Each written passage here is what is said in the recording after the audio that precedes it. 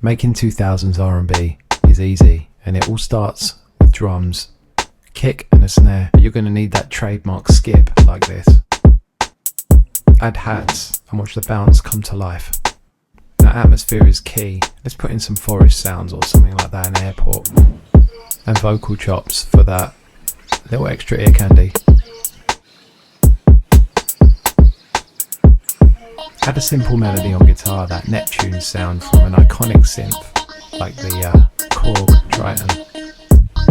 Grab a syncopated bass line, simple but hooky. 2 chords is all you need. Listen to this. That's right, you should be feeling it right about now. But we ain't finished yet. Add a unison build. Let's do some multi-keys to bring it to 2025, 2026. What was that? That was a reversed passing chord.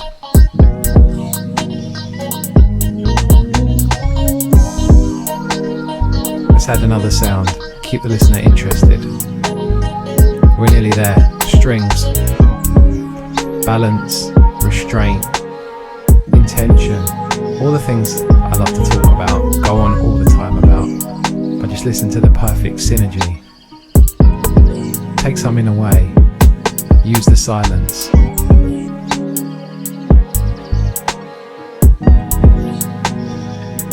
Let's break this down in more detail. Now before we start, I just want to say that I love this sound. I love tracks like Pink, There You Go. I love tracks like Heartbreak Hotel. I love all of Aaliyah's stuff. You know, before Timbaland, we won't talk about the AI stuff anyway. Not today, not today.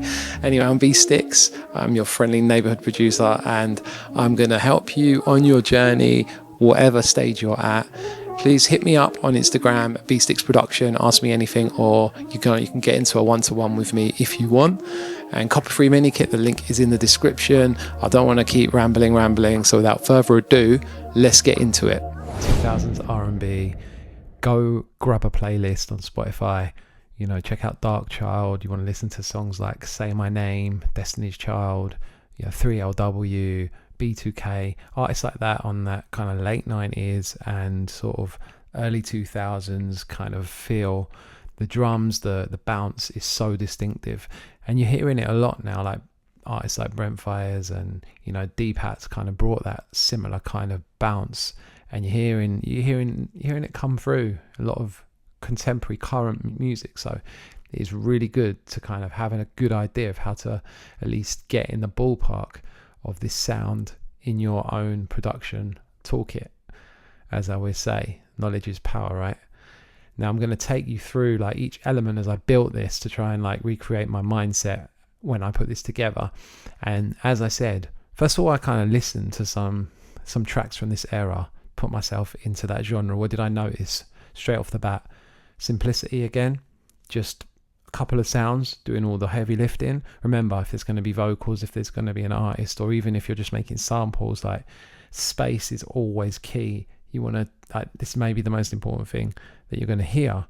Play the silence. And what does that mean? It just means like respect where there's going to be moments of quiet and moments of just where that tension is coming away, and then bang, you're back in again. Because those little pockets are going to help with your bounce. They're going to help with making your track sound professional, make it stand out. Believe me, I've done this a long time. The first thing that I put down, and I would stress this as well, is like make sure your drum sounds are on point.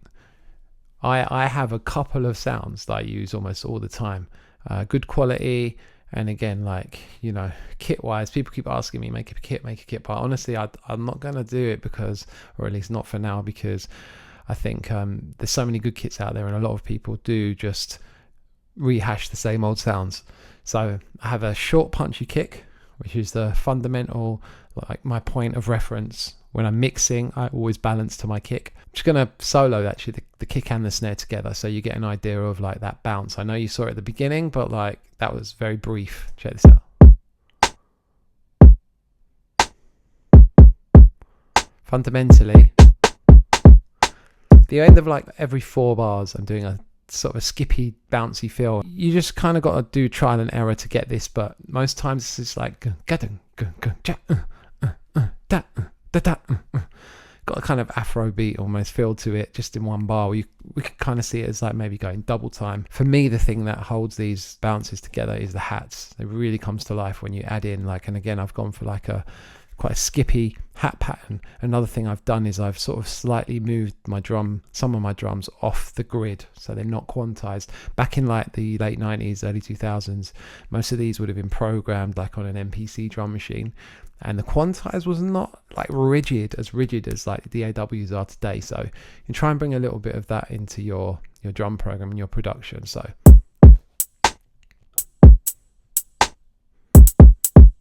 and honestly,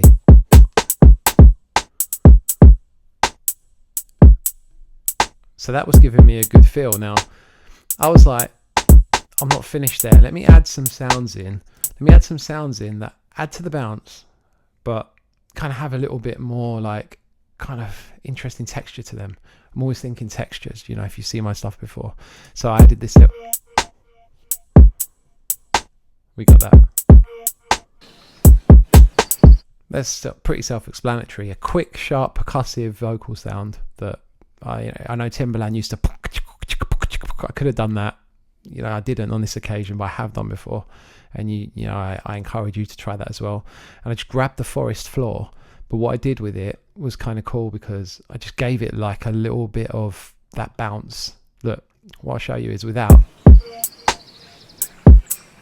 just the atmosphere, and then I you see what I've done here. Just added like this shaper box where I'm side chaining the sound, and I'm also like just moving it from left to right to make it interesting. Timbaland used to do these things all the time. Like if you isolate some of his like stems, you're going to hear so many little tricks that you're like, oh, okay, I'm taking that. Because believe me, if someone does it and I hear it, I'm putting it in my locker. So with all these sounds, so like this is all our drums basically. I mean, I call them drums just because they're adding to that bounce. So the next thing I kind of went for, I picked my key now. I went for A minor, and I know that the preview wasn't in A minor, but I did put sound shifter on the master because I felt like in kind of A flat minor, it sounded a little bit darker, a little bit nicer. But if I take that off now, we'll be back in A minor. And bass wise, check this out.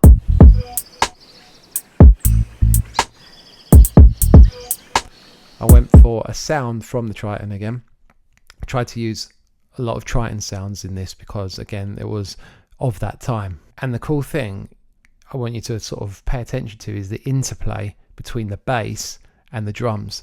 You notice like I've left a lot of space, and that's deliberate. Again, having analysed a lot of these like late 90s, early 2000s tracks, the bass line kind of dances around the drum pattern. There's no kind of rule to it, but look, we're only moving between two chords, and I just wanted to like kind of just,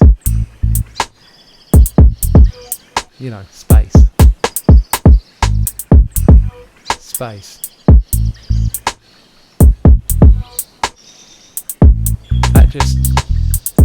That just set me up so nicely that honestly, like I knew where I was going to go chord wise, and the two chords that I did pick was just a 5-1 progression in A minor. Just going from like an E altered dominant chord, which is like, you could think of that as just like an E major chord, to an A minor, like an A minor 9 kind of chord. Again, I went for a sound in the Triton, which was this Night Times EP. So immediately, you know, even that alone, you could imagine an artist just, the way that I'm playing those chords just gets me every time. Movement I'm adding, some phasing, a little bit of RC20, and an EQ where I'm kind of just boosting the mid-range. I mean, that alone is just such a vibe, right? Now, I was like, it's lacking something in that high mids. Why don't I try some multi-key stuff? Now, I've been through multi-keys many a time, and I just use pigments. I've stuck in a couple of samples for here, and I've put them on this round robin feature here. You have to kind of strum your chords out a little bit as well, and if you do that, then it's going to take every note at random and just create like a weird textural chordal thing that just kind of sounds sprinkly. I don't know how I can describe. how I can describe it aside from that. It's a little bit kind of textural, also a little bit like, you know, and if I add in everything else that we've got here, you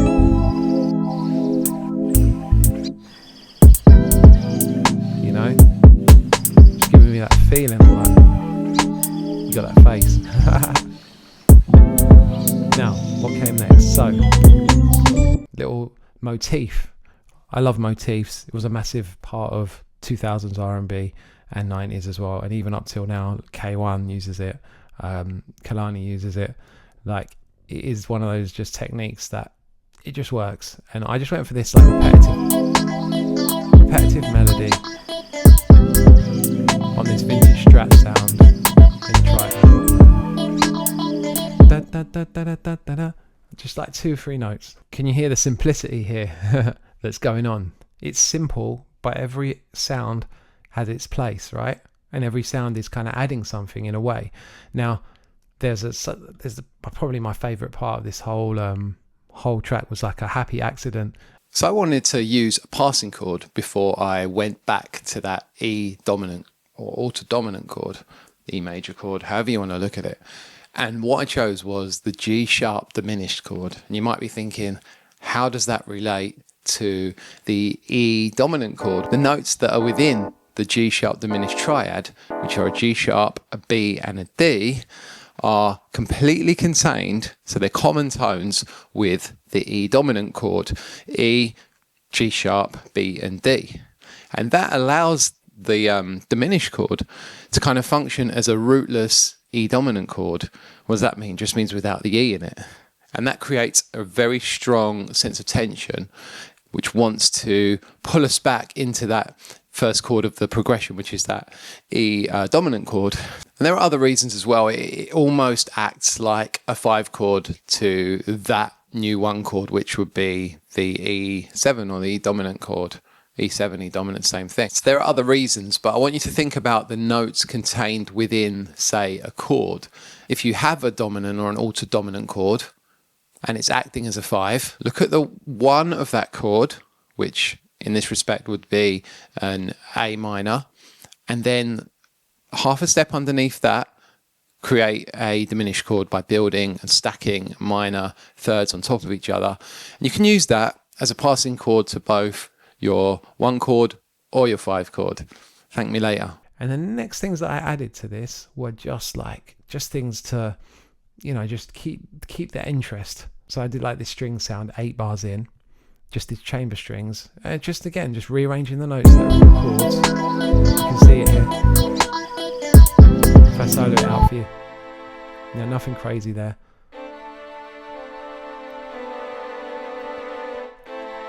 Very simple triads, very simple melodies going on within these chords here, you know. Added a tiny little ARP sound, it's almost nothing, but again, I'm contrasting long notes with da-da-da-da, with quick notes. Everything I do, contrast, balance, dark and light, and together, they made a beautiful 2000s R&B beat. So yeah, hit me up for 1-to-1 on IG, B-Sticks Production, check out the video in the top corner, hype up and like this video and all that good shit, and I will catch you on the next one. Peace.